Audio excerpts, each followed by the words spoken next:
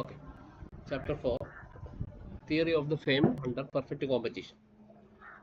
In this chapter, we shall study price and output determination under perfect competition. This chapter നമ്മൾ പഠിക്കുന്നത് price and output ഡിറ്റർമിനേഷനാണ്. പ്രൈസും output ഡിറ്റർമിനേഷനും under perfect കോമ്പറ്റീഷനിൽ പ്രൈസും ഔട്ട്പുട്ട് ഡിറ്റർമിനേഷൻ എന്താണെന്നാണ് ഈ ചാപ്റ്റർ സ്റ്റഡി ചെയ്യുന്നത്. We shall also study the equilibrium of the firm, supply and price elasticity of the supply. അപ്പോൾ നമ്മൾ study of equilibrium of the firm, ഫെയിമിൻ്റെ ഇക്വിലിബ്രിയം, സപ്ലൈ ആൻഡ് പ്രൈസ്, വിതരണവും elasticity of supply ഒക്കെയാണ് നമ്മൾ നോക്കുന്നത്.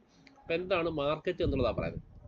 Four the common man, market refers to the geographical area where goods are bought and sold. നമുക്കറിയാം, common ആയിട്ടുള്ള ഒരു കേസിൽ ഗുഡ്സുകൾ വാങ്ങുകയും വിൽക്കുകയും ചെയ്യുന്ന സ്ഥലമാണ് ഇത് മാർക്കറ്റ് എന്ന് പറയുന്നത്. But in economics the word market, എന്നാൽ എക്കണോമിക്സിൽ മാർക്കറ്റ് എന്ന് ഉദ്ദേശിക്കുന്നത് ഇൻ എ വൈഡർ സെൻസ്, ഒരു wider സെൻസിലാണ്.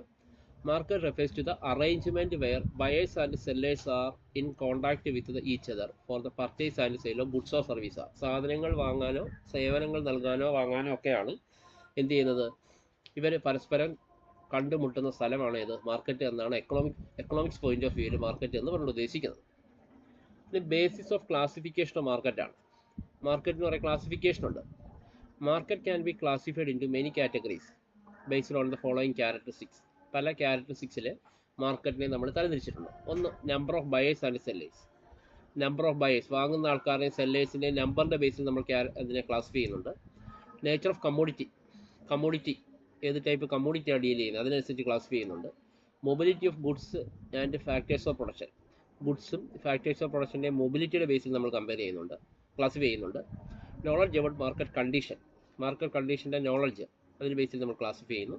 Freedom of entry and exit of fame, ഒരു ഫെയിമിന് മാർക്കറ്റിലേക്ക് കടന്നു വരാനും വിട്ടു പോകുന്നതിനും ഉള്ള ഫ്രീഡത്തിൻ്റെ ബേസിൽ നമ്മളിതിനെ ക്ലാസിഫൈ ചെയ്യുന്നു. ഇനി ഫോംസ് ഓഫ് മാർക്കറ്റ്, പല ഫോമിലുള്ള മാർക്കറ്റുകളുണ്ട്. Based on the criteria mentioned above, market can be broadly classified into 4. മാർക്കറ്റിനെ നമ്മൾ മെയിനായിട്ട് 4ആയിട്ടാണ് ക്ലാസിഫൈ ചെയ്യുന്നത് എക്കണോമിക്സിൽ. ദേ ആർ പെർഫെക്റ്റ് കോമ്പറ്റീഷൻ, രണ്ടാമത്തത് monopoly, 3 monopolistic competition and oligopoly. ഇങ്ങനെ 4 മാർക്കറ്റാണ് നമ്മൾ തന്നിരിക്കുന്നത്. അപ്പോൾ ആദ്യത്തത് പെർഫെക്റ്റ് കോമ്പറ്റീഷൻ എന്താണെന്ന് പറയുന്നത്. Perfect competition is a market situation in which very large number of buyers and sellers operate freely and the commodity is sold at a uniform price. അപ്പോൾ perfect കോമ്പറ്റീഷൻ്റെ പ്രത്യേകത എന്ന് പറയുന്നത് is a market situation in which very large number of buyers and sellers operate freely. അത് ഈ മാർക്കറ്റിൽ large number of buyers സെല്ലേഴ്സും ഉണ്ടാവും. ധാരാളം വാങ്ങുന്ന ആൾക്കാരും വിൽക്കുന്ന ആൾക്കാരും ഉണ്ടാവും. അവർക്ക് ഫ്രീ ആയിട്ട് എന്ത് ചെയ്യാൻ പറ്റും, ആ മാർക്കറ്റിൽ പ്രവർത്തിക്കാൻ പറ്റും.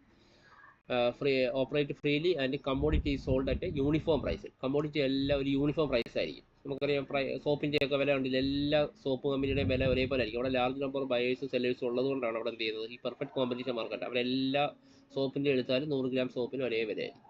അതാണ് പെർഫെക്റ്റ് കോമ്പറ്റീഷൻ മാർക്കറ്റിൻ്റെ പ്രത്യേകത എന്ന് പറയാം.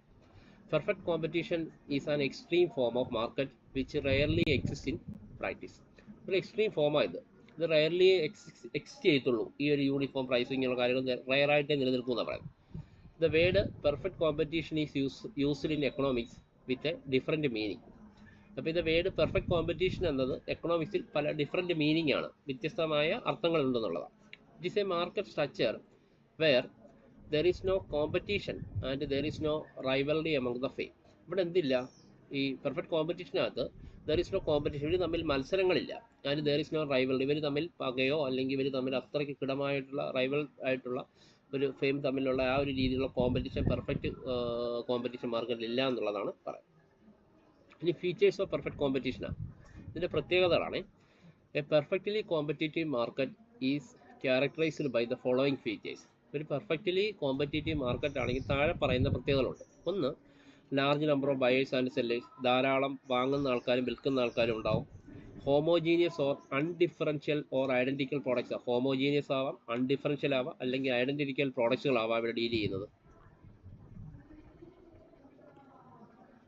Perfect mobility of goods and factors of production, perfect ആയിട്ടുള്ള ഗുഡ്സിൻ്റെ മൂവ്മെൻറ്റും അതുപോലെ തന്നെ പ്രൊഡക്ഷനെ സഹായിക്കുന്ന ഘടകങ്ങളെല്ലാം പെർഫെക്റ്റ് ആയിരിക്കും. മൊബിലിറ്റി, അതിൻ്റെ മൂവ്മെൻ്റ് എല്ലാം പെർഫെക്റ്റ് ആയിരിക്കും. പെർഫെക്റ്റ് നോളജ് ഓഫ് മാർക്കറ്റ് കണ്ടീഷനെ കുറിച്ച് പെർഫെക്റ്റ് ആയിട്ടുള്ള അറിവുണ്ടാവും, നമുക്ക് പൂർണ്ണമായ അറിവുകളുണ്ടാവും. Freedom of entry and exit, ഈ മാർക്കറ്റിലേക്ക് കടന്നു വരുന്നതിനും ഈ മാർക്കറ്റിൽ നിന്ന് വിട്ടു പോകുന്നതിനെല്ലാം ഫ്രീഡം ഉണ്ട്, സ്വാതന്ത്ര്യം ഉണ്ടെന്നുള്ളതാണ്.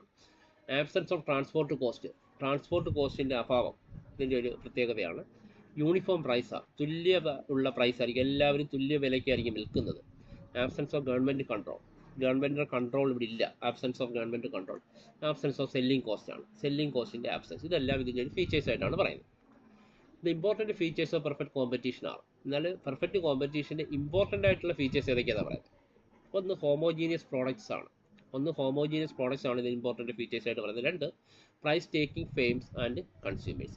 പ്രൈസ് ടേക്കിംഗ് ഫെയിമും ആൻഡ് കൺസ്യൂമേഴ്സും ആണ് രണ്ടാമത്തെ ഫീച്ചേഴ്സ് ആയിട്ട് പറയുന്നത്. The output sold under perfect competition will be homogeneous or identical ആണ്.